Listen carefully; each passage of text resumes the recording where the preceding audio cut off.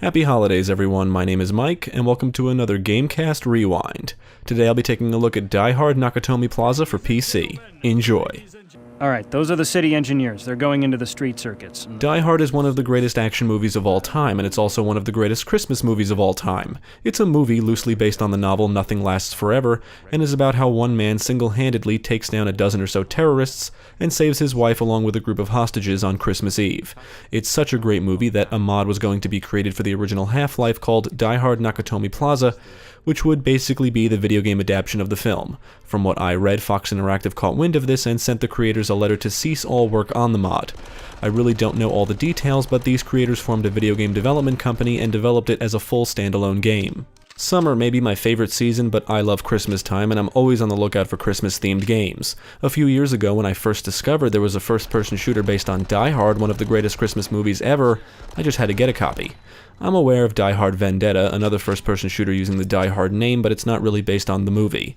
Developed by Piranha Games and published by Sierra Entertainment, Die Hard Nakatomi Plaza was released for PC in April 2002. To get this running in widescreen, I had to edit one of the game's configuration files in the installation directory. I also used the NVIDIA Profile Inspector program to cap the frame rate at 60, which I would highly recommend you do as well, otherwise the game is basically unplayable, at least on Windows 10. I thought this would be the perfect game to review for the holiday season, so let's take a look and see if it's a good representation of the film. You think I'm fucking stupid, Hans? You were saying?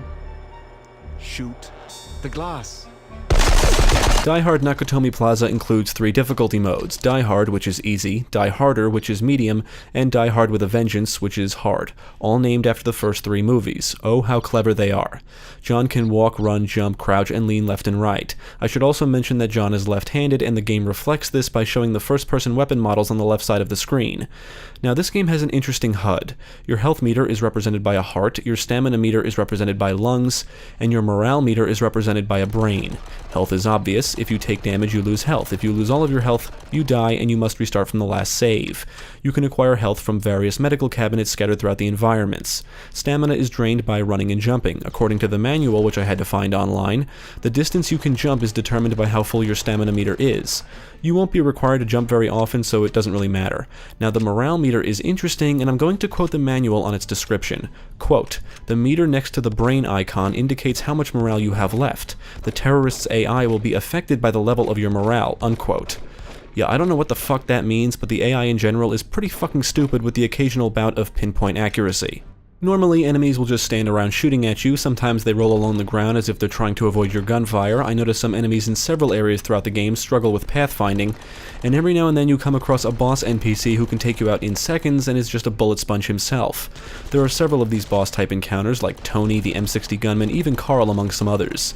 There are some NPCs that can take you out quickly just to prevent you from going a certain way, because that's the game's way of telling you, wrong way. It's not a very good system, and if you don't quick save, you'll have to restart from the autosave, which is always at the beginning of the level. Some areas are just very trial and error, so you'll want to quick save often.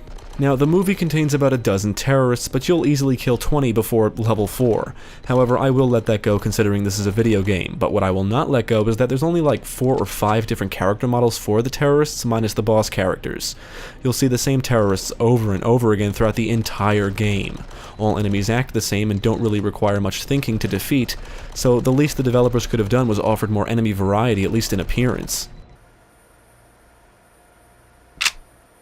Zippo lighter. A CB radio.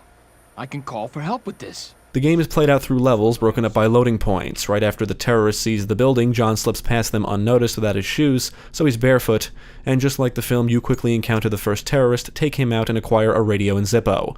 John is also always equipped with his badge that you can flash around, but as far as I can tell, it doesn't do anything. Or maybe it does when you flash it at the SWAT team later in the game. I really don't know. The game is not exactly clear about a lot of things. The radio is used to communicate with the police surrounding the building, specifically Al Powell, and even Hans at scripted points throughout the game, and the Zippo can be used to help John see in dark areas like ventilation shafts. In addition to some new stuff not seen in the film, a lot of what happens in the movie is reflected in the game. You know, throwing C4 down the elevator shaft, calling for help on the roof, throwing Marco out the window and onto Al's car, etc. Most of your objectives require you to go from point A to B to activate something. Sometimes you may need to backtrack, and you'll have to shoot enemies along the way. You'll be flipping switches, turning valves, putting out fires, using an axe to chop wood planks, and you'll even defuse bombs. The developers decided to extend the story by adding new areas and objectives. You'll have to escort a SWAT team, escort Argyle in the parking garage, rescue and protect hostages on different floors, even transfer water to a reservoir room. There's one particular segment in the beginning of the game where you need to defuse several bombs. First you have to rush through the area and kill the guy holding the wire cutter, and then use it to defuse each bomb. But you're timed, and if you bump into the bombs or shoot them, everything blows up and you die. I don't have a problem with that, but there's no timer on the HUD or anything to really make you aware of the need to be quick, which could mean you're fucked if you slowly blast your way through the baddies to acquire the wire cutter, and then realize you don't have enough time left. I think the timer is on the bombs. Another problem with this level in particular is that the bombs can seemingly go off at random even if I was careful and had plenty of time. This is one of the most frustrating levels in the entire game. One issue I have with the levels in general is that it's not always clear where you need to go. It's a linear game, but nothing is ever obvious. You can bring up a list of objectives at any time during gameplay, which can be helpful, but there's a lot of areas with the same texture work, so it's easy to get lost. And even if you think you know where you should be going because you've watched the film religiously, you still may be wrong. I wouldn't have a problem with this if the game encouraged exploration, which it does not. The only reason you would ever explore is to find medical cabinets. One positive thing I can say about the game is that the actual design of the environments is decent. The environments do a good job reflecting the Nakatomi building seen in the film. In fact, it's one of the few aspects of the game that represents the film in a positive light. And there's something to be said for an action game like this set entirely in an office building. It's kind of like the game Fear, although not as dark and dreary. Now, I have a machine gun. Ho, ho, ho. Now, there's 2 weapon slots, and I really don't understand this because you can carry all of the firearms and most of the items. The 2 weapon slots just seem unnecessary. In fact, it's frustrating. Each individual firearm is not tied to any keys, so you have to scroll through a list of weapons as well as items in slot 2, and select the one you want to equip. For some reason, you have to drop the axe or fire extinguisher if you switch to a gun. John can carry a pistol, the MP5, which the manual refers to as a submachine gun. The manual also identifies the AUG as a sniper rifle, an M16, flashbang grenades, even an M60. You never actually see John here, but I'm assuming he's dressed the same way here as he is in the film. He's wearing a sleeveless undershirt, cargo pants, no shoes, and in addition to him carrying all of these weapons while still being able to quickly move around, I want to point out that he also carries the radio, Zippo, wire cutter, and his badge. But holding the axe is too much, I guess. That would really slow him down. Please. Besides using it to chop wood planks, you can also use it as a weapon. You may use the pistol a few times, and it's the only weapon you can hold while also holding the Zippo, but most of the time you'll be wielding the MP5. It's also what 90% of the enemies carry as well, so there's plenty of ammo for it. The M16, AUG, and M60 are much more powerful, but ammo is scarce, and you'll probably want to use them sparingly and save them for boss characters. The shooting itself feels very generic and stale, mainly because of the lack of decent enemy reactions to gunfire. I mean, I know the game was released in 2002, but so was Soldier of Fortune 2, which shows that even in 2002, games could have fun and exciting gunplay. In this game, I felt like I was shooting cardboard cutouts. What makes it worse is the bodies of dead enemies disappear almost immediately upon getting killed. It's not really a big deal, but it happens so quickly. You don't have enough time to admire the numerous dead bodies after a firefight. Attention, this channel is reserved for emergency calls only. No kidding, lady. Do I sound like I'm ordering a pizza? The premise of the film goes that John McClane is an NYPD officer who travels to Los Angeles to reconcile with his wife who works for the Nakatomi Corporation. Shortly after he arrives at the Nakatomi office Christmas party, the building is seized by terrorists. The partygoers are held hostage, with the exception of John, who manages to escape. He runs all over the building, taking down the terrorists one by one, saving the hostages and his wife. Everybody goes home happy. I really shouldn't have to explain the premise because there's really no excuse for not having seen the film. It's a classic. Anyway, the game follows the story pretty closely. However, this game is probably one of the worst video game representations of a movie I have ever played. Not every piece of dialogue from the film is heard for obvious reasons. I mean, you don't want the game to drag on. Regardless, scenes and dialogue are missing, some of the characters don't even resemble their real-life counterparts, and the voice acting is absolutely abhorrent. It's really bad, possibly the worst voice acting I've ever heard in anything ever. Hey, what am I, a method actor? Hans, babe, put away the gun. This is radio, not television. The voice deliveries lack the appropriate emotion, some of the dialogue is just downright butchered, and the only decent thing I can say about the voice acting is that Reginald VelJohnson was cast to reprise his role as Al Powell. Whoever voiced Hans Gruber, the terrorist leader, did a somewhat decent job compared to the rest of the cast, but it's still pretty bad.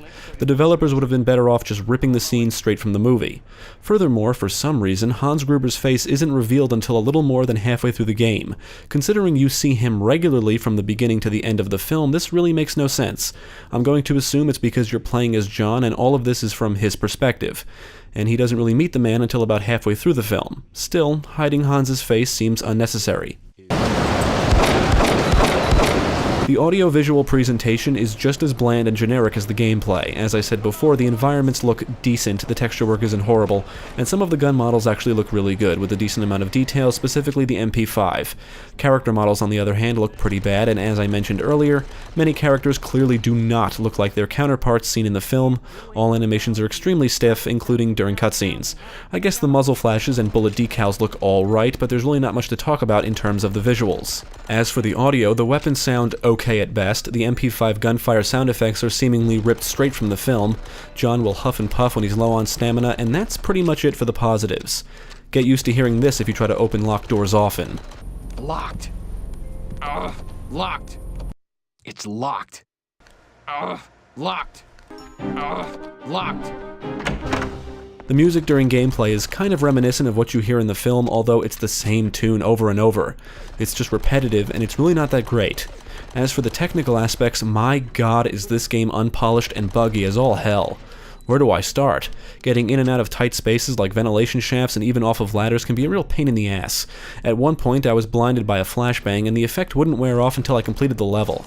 I'm guessing that's just a bug, but if it's an actual feature, it's annoying. It only happened at that one point. One of the SWAT team members you need to escort dies, and I think that's scripted, but then he miraculously comes back later on, or it's just another SWAT guy who randomly shows up. Also, the other team members who do follow you seem to disappear and reappear at random. They'll even shoot and walk through walls. But the most annoying thing about them is they sometimes just won't follow you. I'm pretty sure you cannot command them because I tried. They just didn't want to follow me.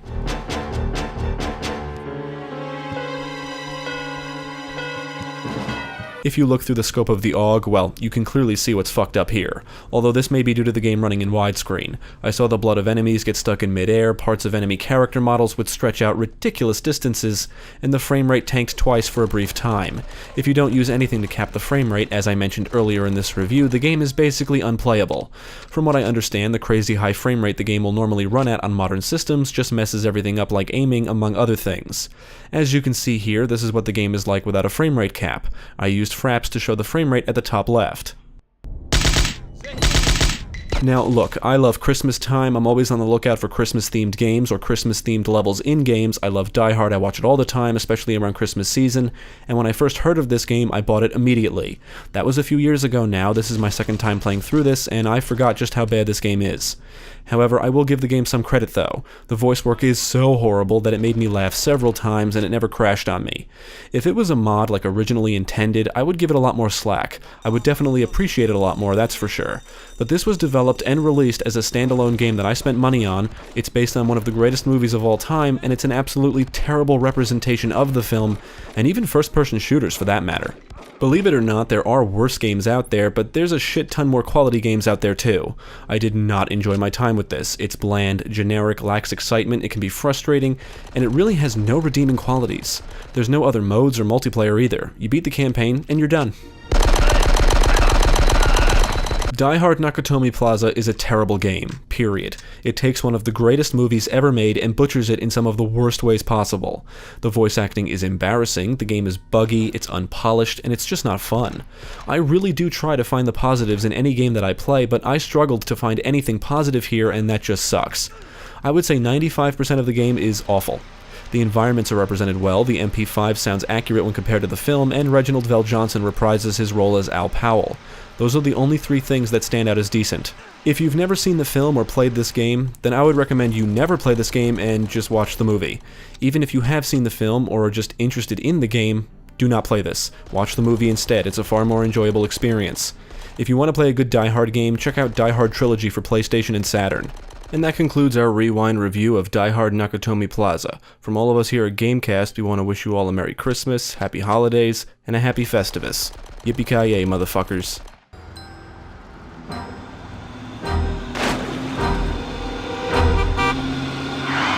Thanks for tuning in. I hope this video proved helpful. Stick with GameCast for more quality content, including the latest gaming news, podcasts, let's plays, and even more reviews.